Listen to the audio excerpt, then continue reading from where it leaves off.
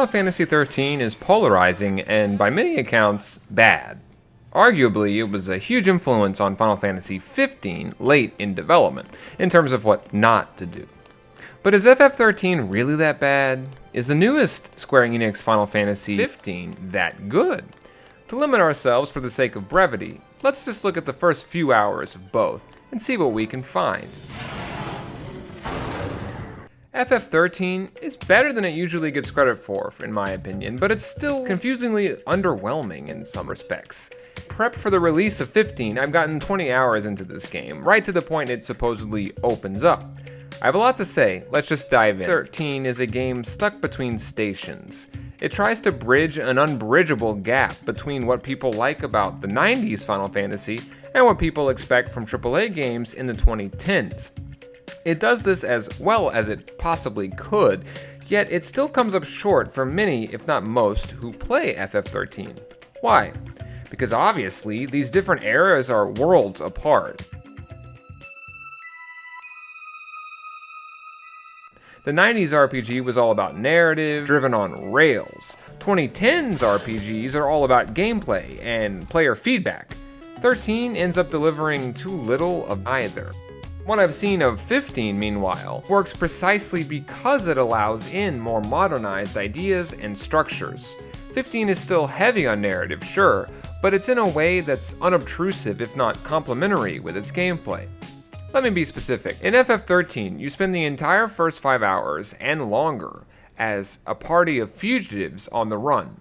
The story puts everyone in your crew outside the society of Cocoon, which reflects in how little you see or explore Cocoon outside cutscene flashbacks.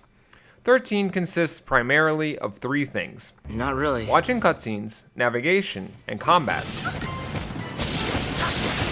This may have worked for FF10 in the PS2 era, but not for 13.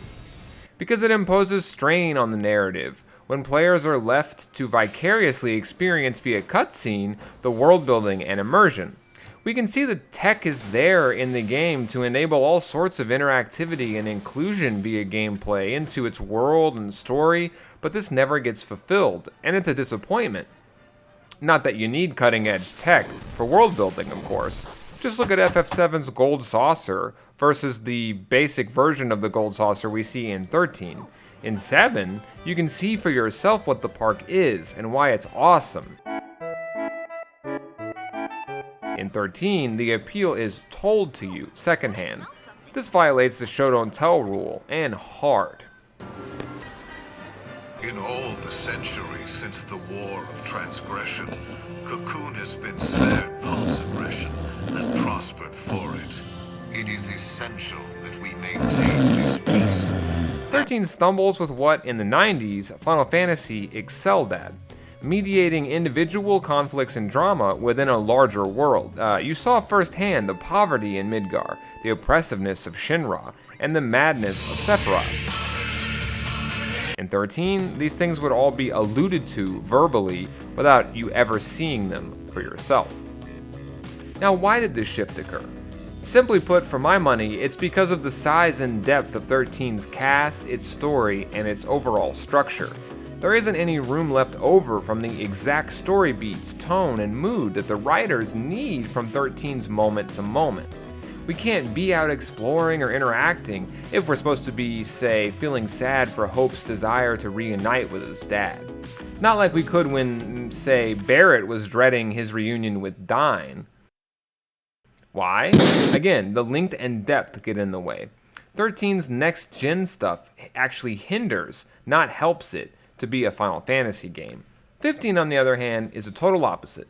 15 recognizes that Final Fantasy has always wanted to be, in some respect, an open-world sandbox game.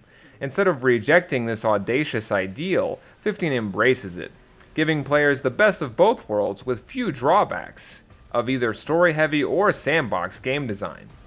Like 13, 15 does impose some limits on the open world elements, but unlike 13, these feel like they give the game focus and precision rather than working against its best interests. Ludonarrative dissonance is the big creeping threat 13 hides from and 15 bravely manages. It's arguably the biggest challenge that the 90s model of JRPG faces, which I'd wager is all but defeated entirely by 15. Bump into one of your buddies in this game and they'll react. Pull off a good fight, they react. Hit the brakes suddenly in your self-driven car, they react. In this way, 15 is about inclusion and immersion. Unlike 13, which is more like a movie than any Final Fantasy game I've ever played.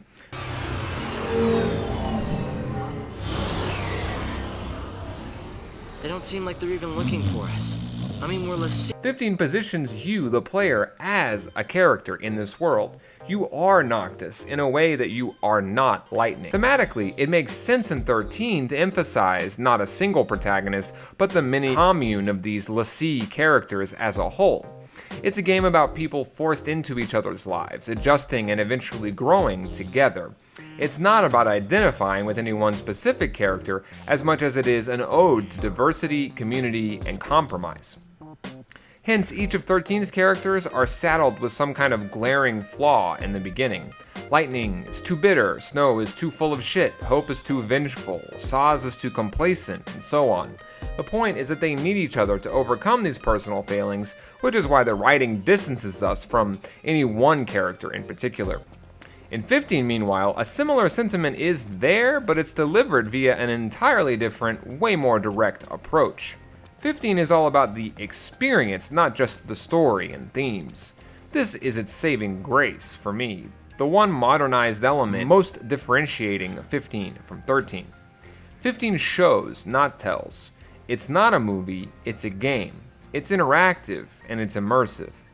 While something only ever happens in 13 to move the story forward or hammer home some theme or present gameplay challenges, in 15 doing the thing is its own reward. This is a camaraderie including you rather than explained to you as a passive audience member.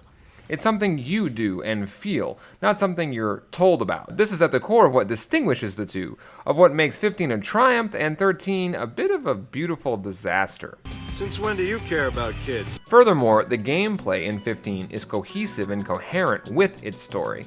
In 13, I eventually grew into the combat system, but even once I got the hang of it, I never really understood why it is the way it is in context of 13 as a whole.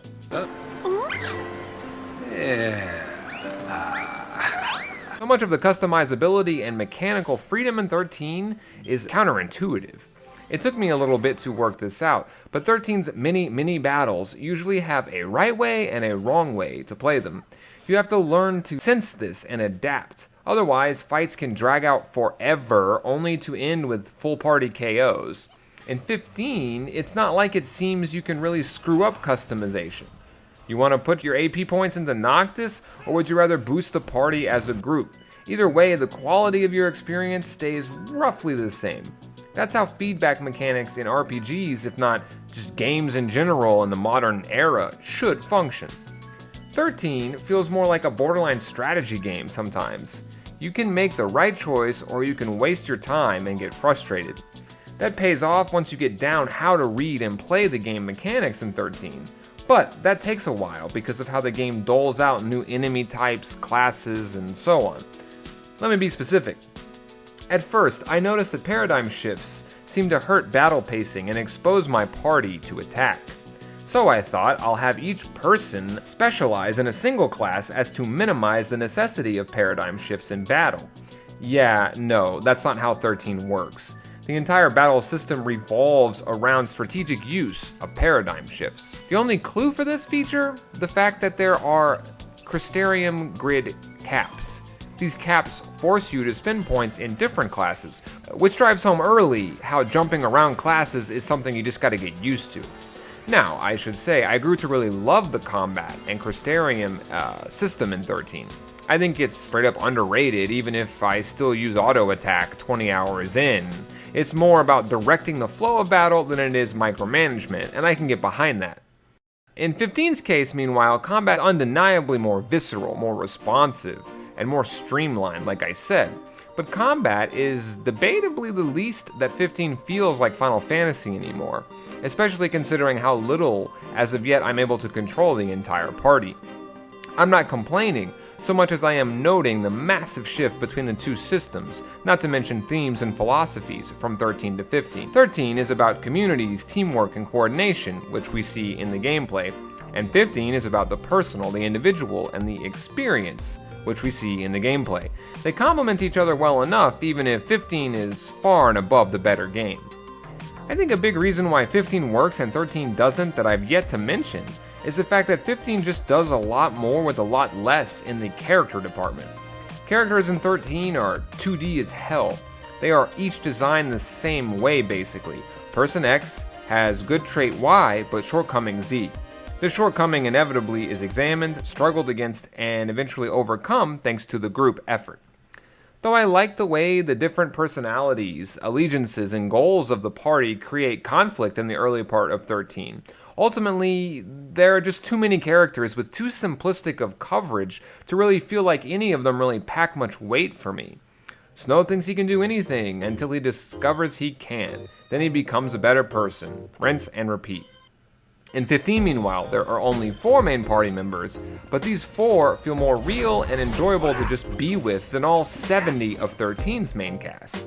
It was really smart to drop all the excess narrative and drama baggage, even if I was surprised in 15 at the lack of any women party members to speak of, at least that I've seen.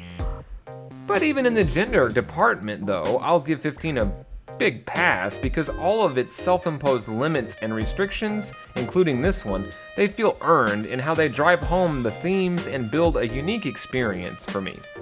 The game opens with Stand By Me for a reason. This is clearly done not from some aversion or antipathy against women, but rather as an ode to a side of masculinity rarely depicted in games. So this all-male atmosphere is ripe for exploration in this series that's usually concerned with the lives of teenagers. It gives the fantastic stuff way more of a down-to-earth feel, which does wonders to make 15 appealing for everybody and not just JRPG fans. Yet, it stays spiritually true to Final Fantasy as a series, as I just touched upon. These games have always been about personal crises amid fantasy sci-fi settings, about events of global and personal impact. 13, meanwhile, doesn't have enough real-world gravitas for me to mean as much as an experience. It's told more as like a parable, a literal fantasy story, rather than as a story with real personality or heart. It never really surprises me. It desperately needs something like 15's Brotherhood angle, or like FF7's Amnesiac stuff. You know, something to ground its characters, make them feel more like real personalities and less like cardboard cutouts within somebody's morality play. I'll have to see if 15 can sustain the momentum it picks up in the first few hours, but unless something insane happens to derail it, I'll say that 15 easily is the best Final Fantasy that I've played since 7. 13, meanwhile, might redeem itself in its 2 spin-off games, who knows?